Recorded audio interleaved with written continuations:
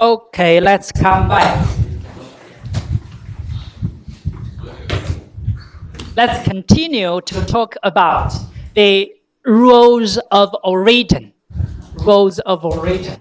That's rather important. Rather important. Why? Because currently, because of this high tariff rate, what would Chinese products do? Trying to evade or escape the high tariff rates and make a turn and then go to the United States. How to? We can always wash the origins of the products. First, we export them to the Southeast Asia, and we can do some packaging or labeling, something like that, then change the origin of the products into made in Vietnam, and then re-export the products to the United States. We call this the washing of origins. Yes.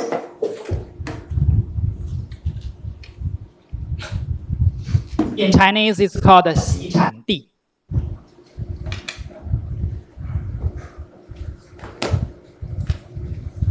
But the Americans are not foolish.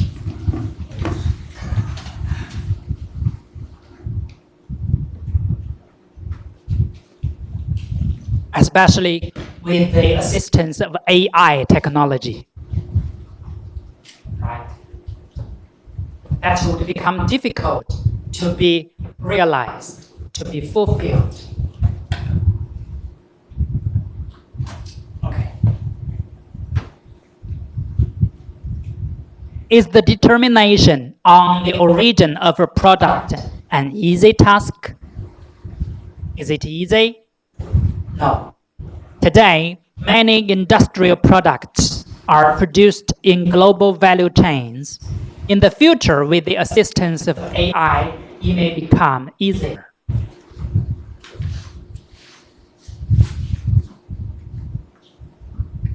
Move on to next page. On this page,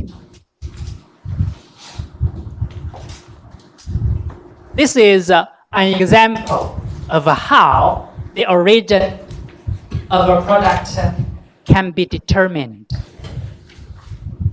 Let's read it.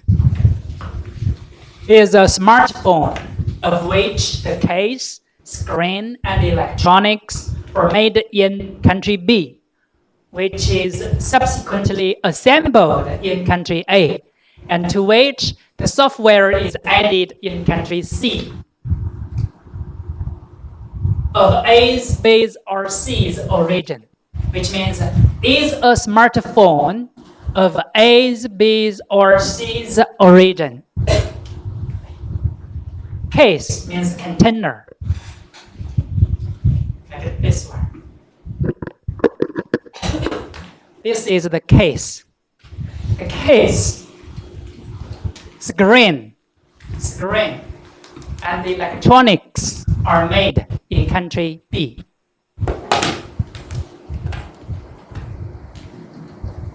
Assembled in country A. Software is added in Vietnam, for example, country C. Then, is the smartphone of A's, B's, or C's origin?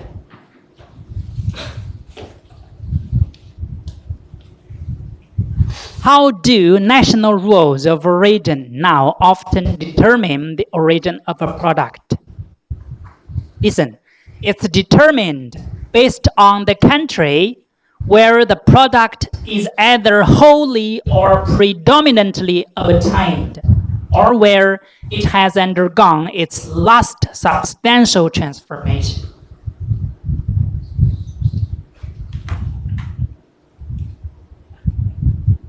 A change in tariff classification and/or a specific percentage of value added, or where a particular technical, manufacturing, or processing operation occurred can be regarded as indicating where the last substantial transformation occurred. Here, look, this is the key point. The last substantial transformation. Only the components of a cell phone, the production of the components of a cell phone, of course, is not the origin of the product, right? Because they're just components, not the cell phone itself, okay? The last substantial transformation, for example, it's assembled in China from components into a cell phone. This is the last substantial transformation. Then the origin would be there. You got it? Got it? Last substantial transformation. Okay. Good.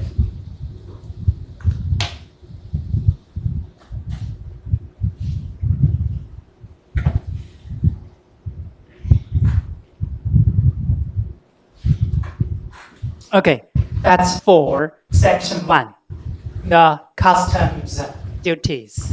Now let's move on to section 2, other duties and financial charges for trading goods. We're now just talking about trading goods, okay? Trading goods, tariff barriers. Now let's talk about other duties and financial charges. As you can see here,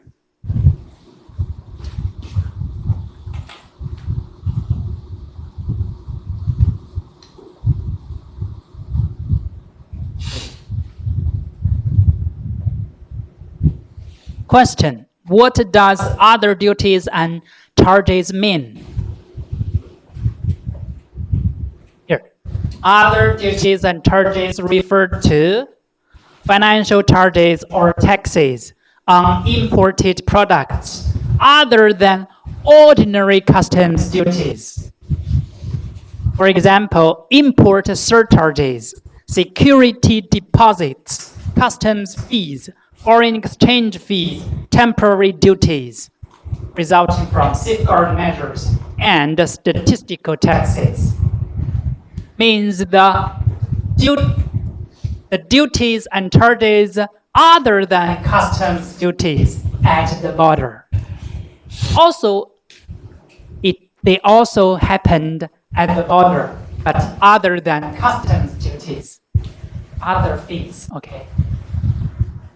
They are also duties and charges at the border, at the border.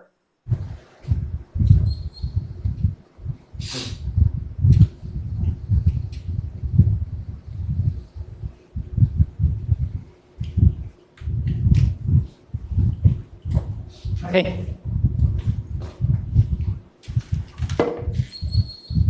Oh, for section 2, it's so short. Next, we'll move on to section 3 directly. Okay. Section 1, section 2. Now, let's come to section 4 or section 3, quantitative restrictions. Quantitative restrictions, but it's on trading goods. Because we also have non-tariff barriers for trading services. That's why, look, we added the words on trading goods, okay? Because later we will have on trading services, okay?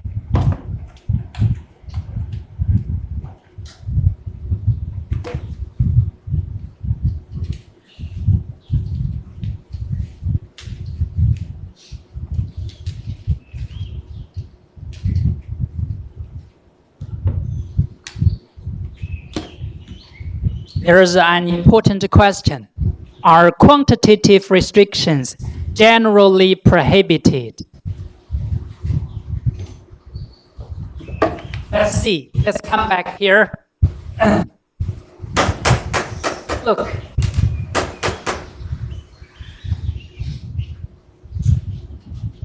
Are customs duties generally prohibited?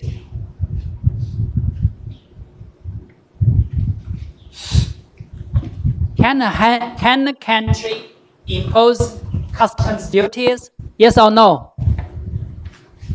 Yes, right? Of course, yes. Look here. These tariff rates are all allowed.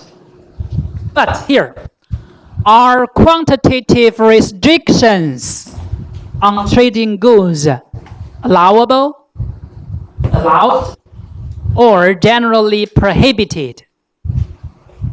Yes, they are generally prohibited. You can never prohibit, you can never impose quantitative restrictions on trading goods. That's not allowed. For example, the export of rare earths from China, yes, to foreign countries. In the past, China has adopted a policy of restricting the export of rare earths. And China lost the suit at the WTO. Just because of these quantitative restrictions on export.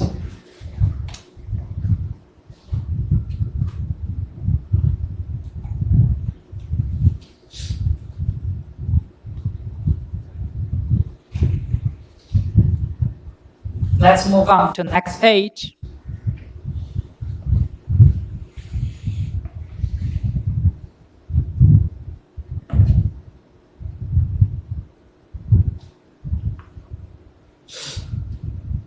Okay.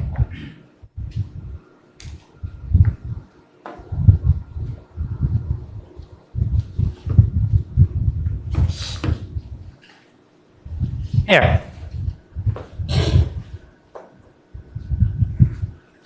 Examples of measures that have been found to be quantitative restrictions are, these are the examples. Look, export quotas, minimum export or import price requirements, import licensing systems, and restrictions on ports of entry. These are the 4 examples of quantitative restrictions. But let's pay more attention to this one, export quotas. In Chinese, it's called 出口配额. My question about export quotas is, are tariff quotas quantitative restrictions? Maybe it's on next page. Here, tariff quotas. Quotas means 配额. Tariff quotas means 关税配额. What does tariff quotas mean? Are tariff quotas quantitative restrictions? Can you pronounce the word? Quantitative.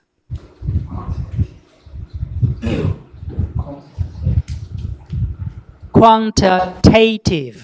That's the American way, okay? Quantitative. Quantitative.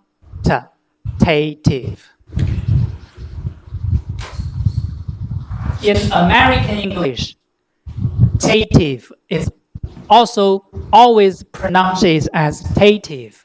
Tative. Quantitative restrictions. Let's come back to the question. Yes or no?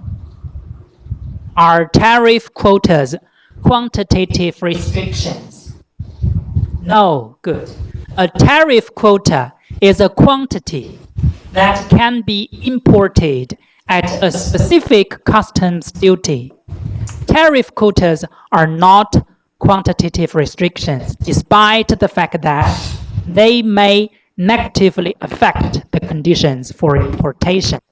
This is also because they take the form of varying customs duties on specific quantities of imports.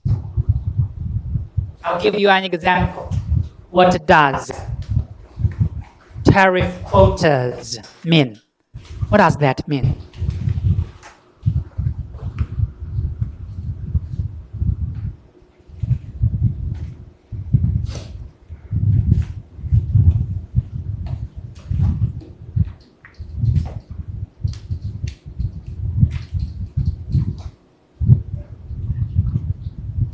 A tariff quota is a quantity that can be imported at a specific customs duty.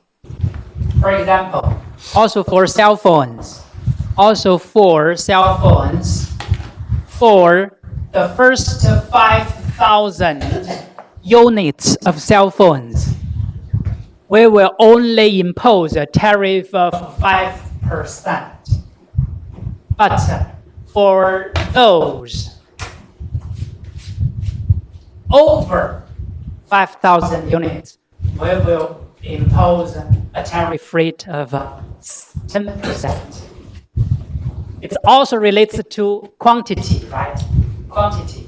It's not a quantitative restriction. It's just a tariff quota. Yes. Different tariff rates for different quantity. Okay. That's tariff quota. Again, is this tariff quota a kind of quantitative restriction? Yes or no? No.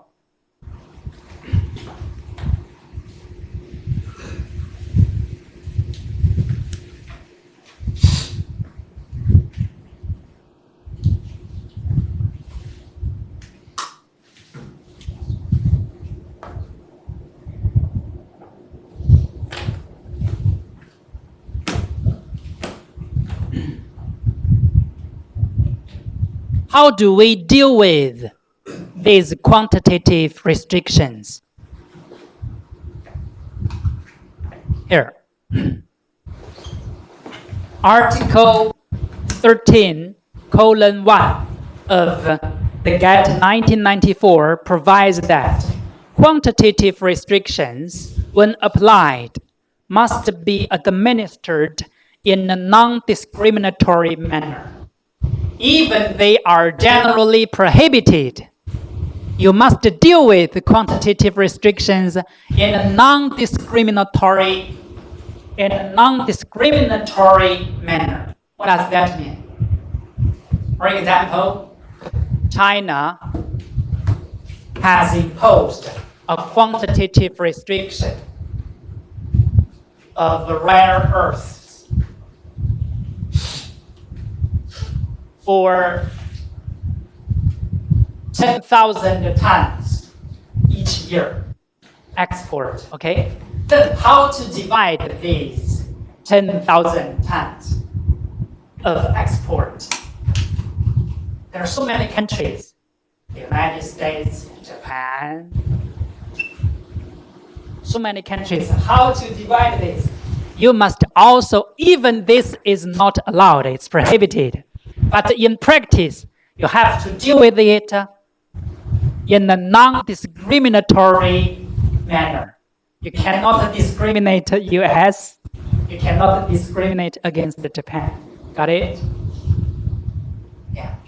Divide the export quotas.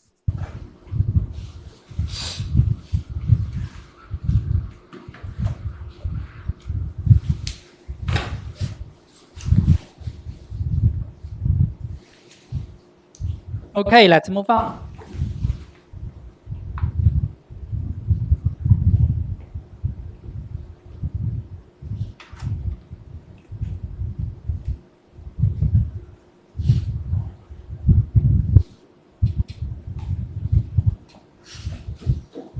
We'll just skip this page.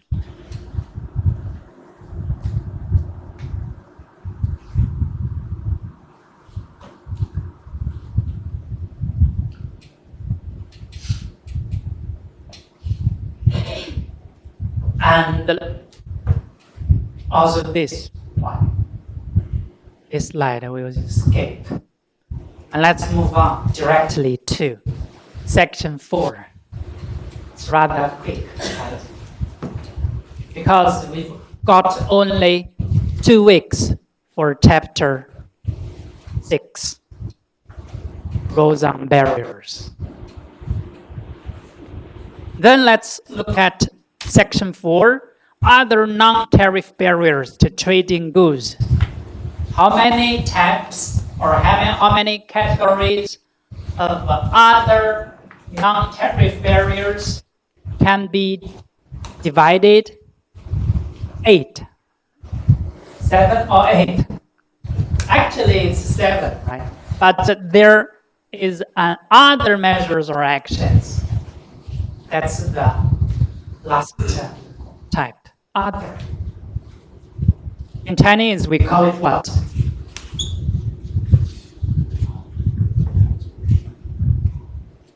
Huh? What is this called? What's this called? Other measures or actions.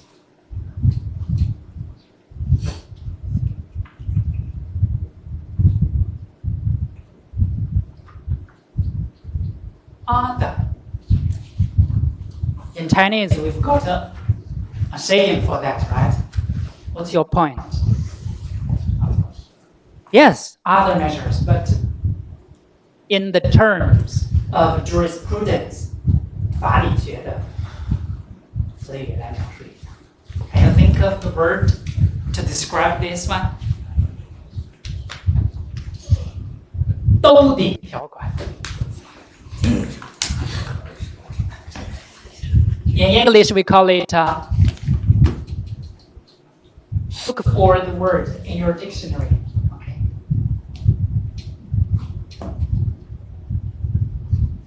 If I'm not mistaken, it must be yes or no. 兜底条款。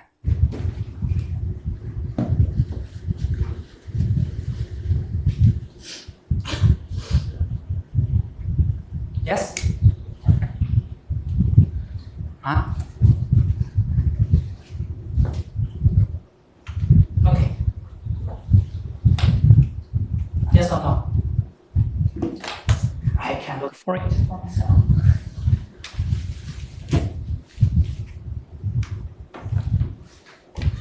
No? Oh, no.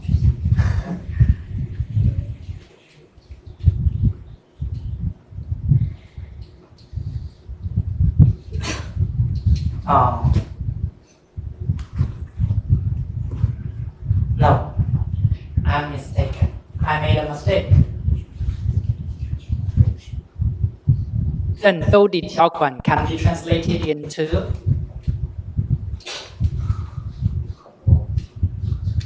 okay. Save clause. Miscellaneous provisions. Good. Miscellaneous provisions. Remember that word. Miscellaneous provisions. Okay.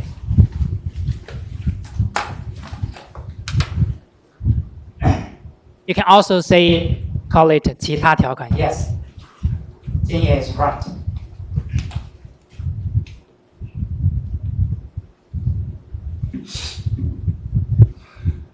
Then, how many? Oh, rather complex. The first one definitely stands out as lack of transparency, right? Lack of transparency in national regulation. This is the first one. The second one is unfair and arbitrary application of national trade laws and regulations.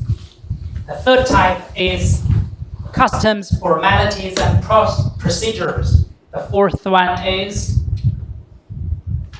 government procurement rules and practices. The fifth type is technical barriers to trade. TBT. The sixth type is called sanitary and phytosanitary measures. The seventh is lack of effective protection of intellectual property rights. We will talk about them in turn, one by one. Okay. Although there are other non-tariff barriers, but they are rather important. Right now, tariff barriers are playing less important role, but non-tariff barriers are playing an increasingly important role. Okay, and that's why we would like to pay more attention on this. First one, lack of transparency. Okay, to ensure a high level of transparency of a member's trade laws, regulations, and procedures, what requirements do most WTO agreements provide?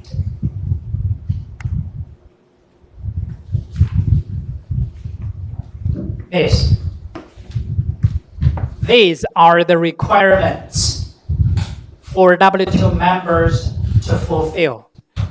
1, 2, 3. They are all for the transparency of WTO laws and regulations.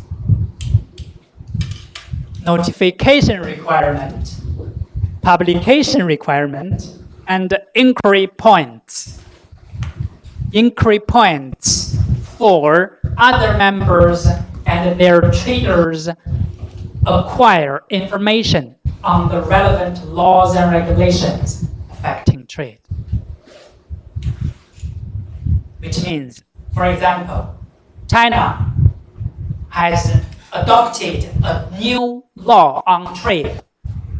China must notify this to WTO Secretariat. Notify this law to the WTO Secretariat and must make it public. Publish the trade law promptly, quickly, and establish an inquiry point to provide any relevant information on this law. Transparency. Okay, good. Then what are the additional transparency obligations under the TBT and SPS agreement? Additional transparency obligations. Look, the point lies here. Before they are adopted. Just now we mentioned a law on trade. It's after its adoption, right? We notify, we publish it. But for TBT agreement and SPS agreement, before they are adopted, you must notify it. Is it special? Yes, it is special.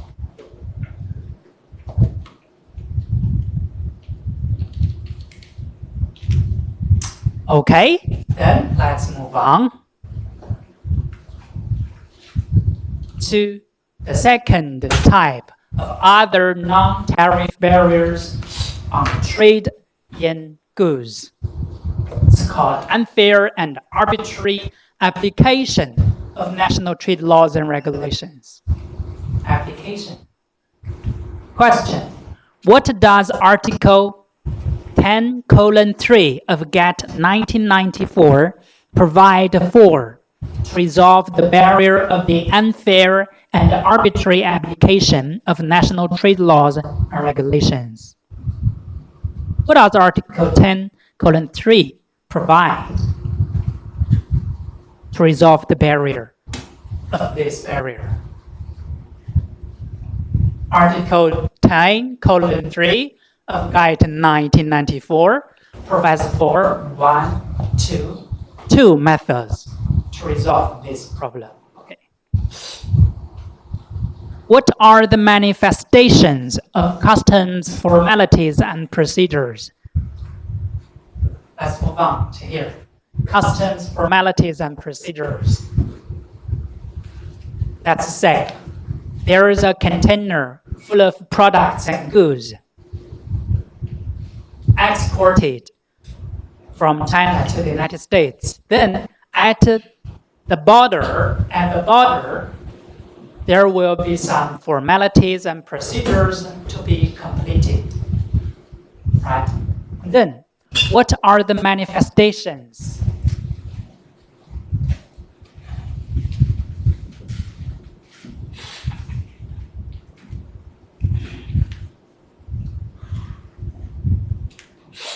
In Chinese, it's called 表现形式.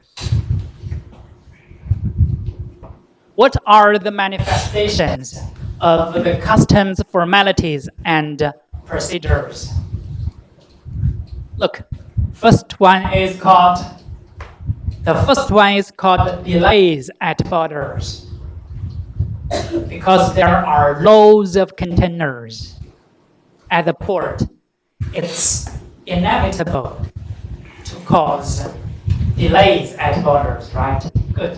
And complicated or unnecessary documentation requirements. You must produce this document, that document, a lot of documents. It's called red tapes.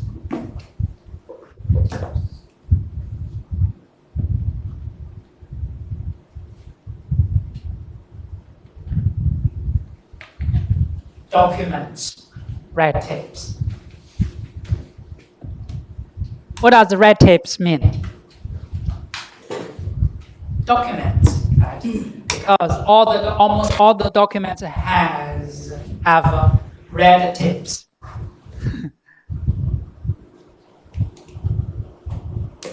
Yes, 红头文件, red tapes.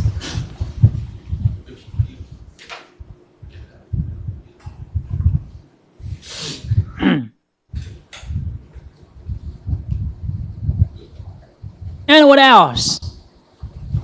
The third type is called other customs, procedures, and formalities. It's also a miscellaneous provision, right? Miscellaneous.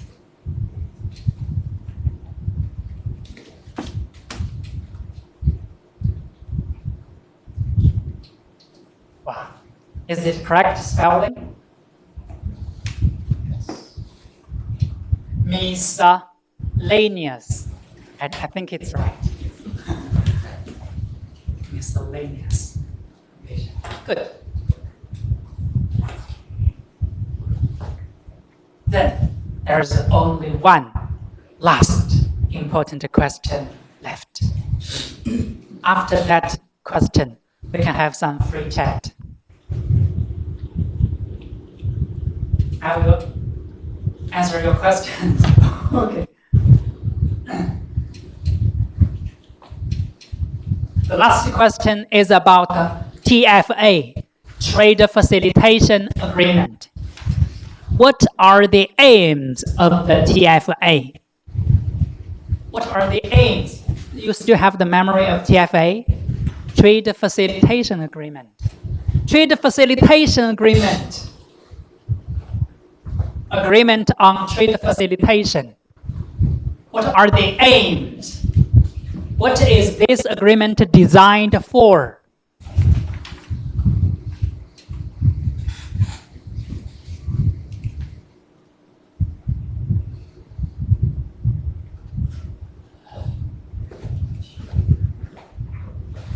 I'll give you a brief summary of the answers. Okay.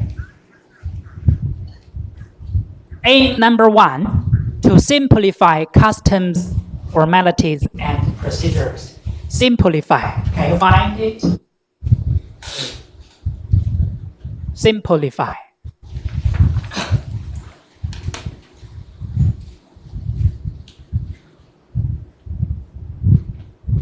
The formalities and the customs and procedures.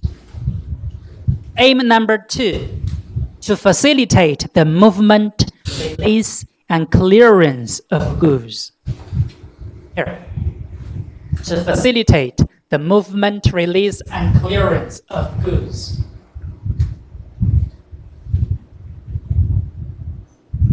Facilitate.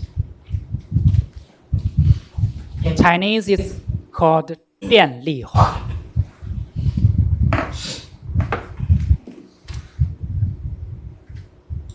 Is there any difference between trade liberalization and trade facilitation?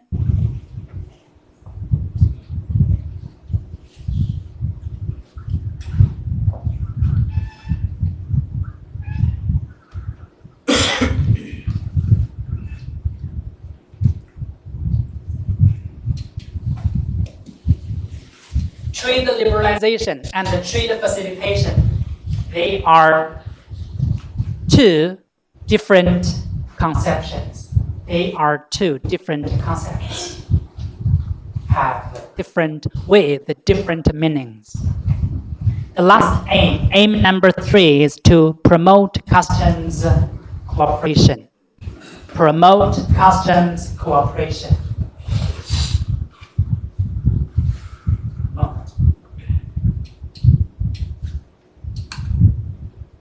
These two concepts are different with different meanings. This is for less barriers, especially in terms of tariff barriers, liberalization. And this one, facilitation, is for the simplification of customs formalities and procedures. Are different.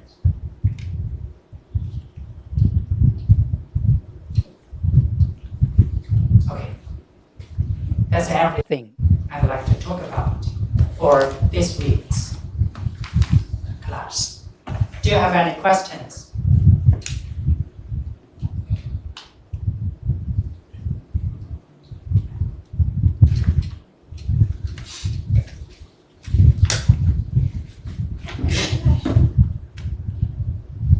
Any questions?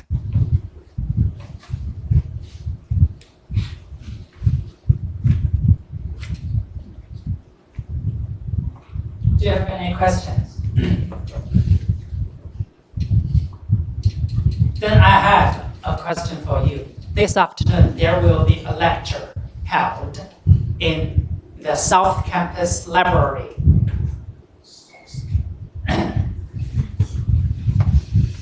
It's a famous professor in Hong Kong University, right?